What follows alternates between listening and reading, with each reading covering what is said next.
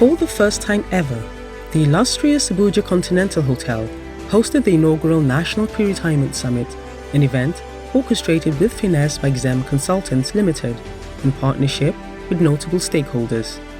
This landmark gathering convened the creme de la creme of the Nigerian society, luminaries, VIPs, and influential voices to tackle the pressing challenges facing retirees.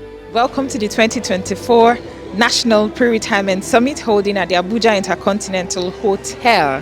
The theme for this year's program is Challenges, Opportunities, Prospects at Retirement in Nigeria. The summit's agenda was a veritable treasure trove, spanning healthcare enlightenment, investment strategies, government policies, and strategic planning.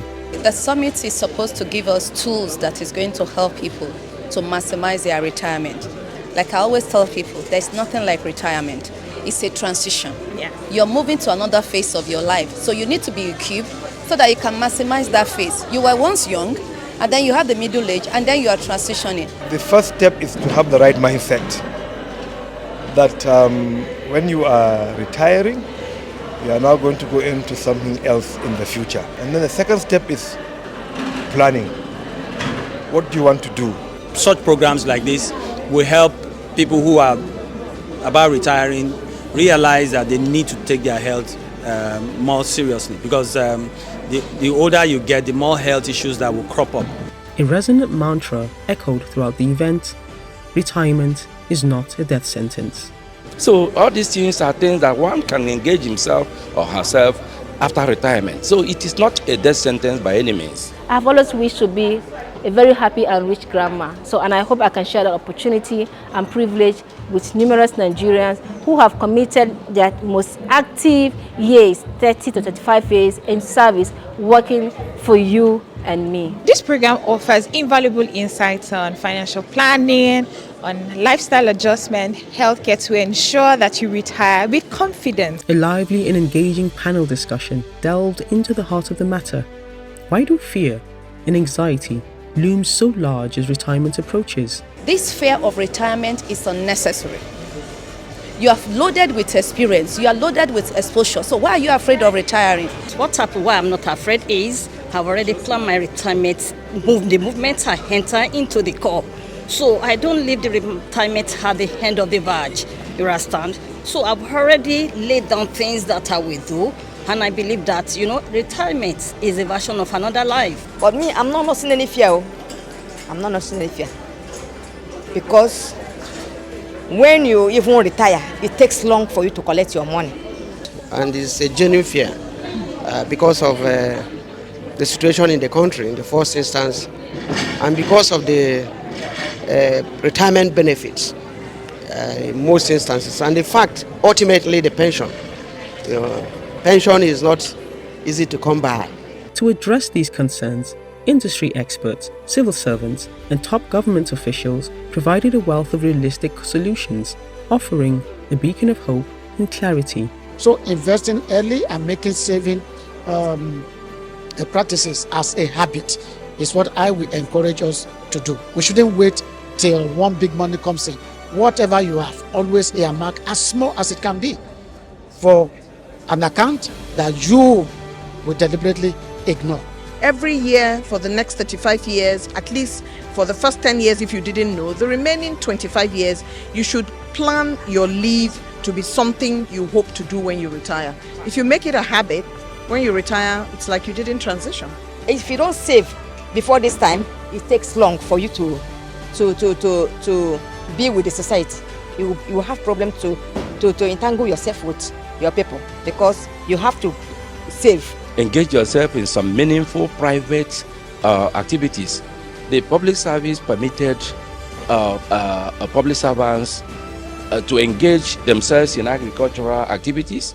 So some of them that have developed this skill or have prepared themselves in this very area can use that opportunity to give the full attention to what they have learned or what they have prepared, including even ICT. There is nothing they can do now until there is a reform, on the policy of contributory pension. There is nothing they can do now until you have, even if social safety nets that can take care of retired people. There is nothing you can do now until you have probably old men's benefit as done in some other clan. As there's nothing you can do now until you have probably pension policy or medical policy for retired people. The government is trying to see that they give them the inputs, they give them all the necessary things. Then after cultivation, then they will pay back a little what they collected. And we want to encourage them so that at least even after retirement, they will have something doing. Retirement is just the transition of a phase from active service into more active service. In essence, the National Pre-Retirement Summit was a masterclass in preparation and empowerment. It underscored that retirement, far from being a period of decline, can be a vibrant, fulfilling phase of life.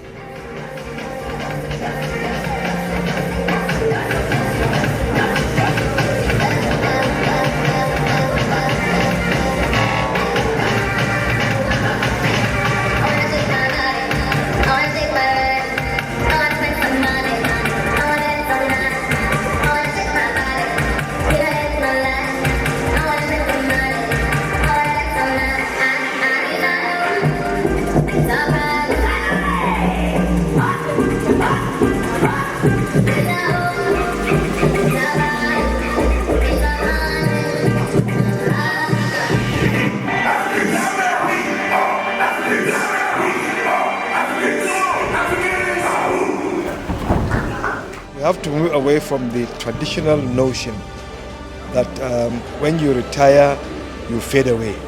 No, but when you retire, you now move into more interesting things that you are not able to do when you are either working in the public sector or private sector. It's just to discover what can you do again, and then you begin to use the new knowledge you have gained to move to the next phase of your life. Don't ever say, I can't go on leave because the work will die. It's not true. Go on leave. You need it for your health.